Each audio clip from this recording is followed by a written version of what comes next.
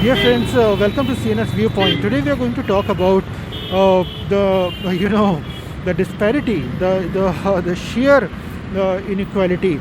That on one hand we have rich nations where more than 85% of their population is fully vaccinated. Yeah, rather they are receiving booster after booster, and on another hand we have countries in African continent where 85% of their population has not even received the first dose of vaccine.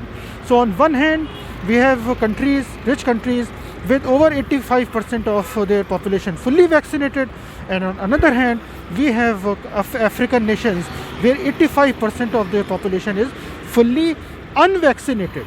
Fully unvaccinated. This is not how we can ever think of you know controlling a disease, and especially an infectious disease like COVID-19. So if rich countries think that they can jab booster after booster after booster to their population, and they will be able to make COVID-19 an endemic disease within their borders of the rich nations, and they don't care about the rest of the world, they are sadly mistaken. Dangerous variants, more infectious variants like Omicron have emerged because of the selfishness and lack of scientific rationale, the way in which rich nations have used and piled up the vaccine supplies.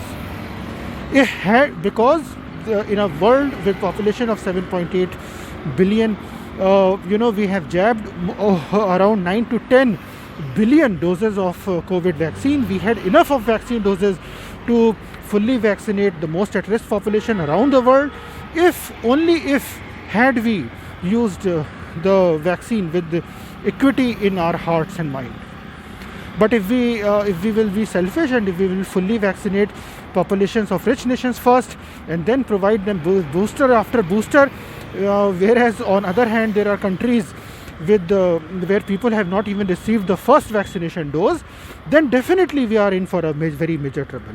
It is very much possible to make COVID-19 a manageable disease, a disease which is a vaccine preventable disease. But it can only become vaccine preventable disease if everyone on the planet Earth is fully vaccinated who's eligible for the COVID vaccine. So that in case if someone gets infected with coronavirus, then at least the risk of hospitalization, oxygen, ventilation, etc.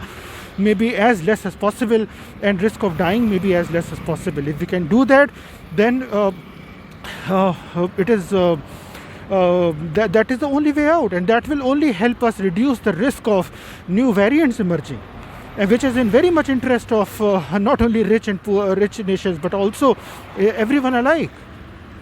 Every sane-minded person will tell you that they don't want new variants to emerge of coronavirus. We need to reduce the risk of it's not inevitable. I mean, if we don't vaccinate the people, then what is inevitable is that we are increasing the risk manifold of more dangerous variants may emerge, or more variants may emerge at least, who God knows whether they will be more infectious, less infectious, more deadly, less deadly. I don't know. Even scientists don't know. That is what I've been hearing too. But what they do know is that new variants will keep emerging if we don't provide vaccines with equity. So with these words, I will end today's CNS Viewpoint, and let us hope that the vaccine rollout is equitable and rooted into social justice. That's all. Thanks a lot. Stay tuned. Tomorrow again, we will be back again at 5 p.m. India time with the thoughts and views and perspectives on something which made us think. Bye till then, from a very cold winter morning here in Lucknow in India, where currently I am, making efforts to relocate to Chiang Mai in Thailand. Bye-bye.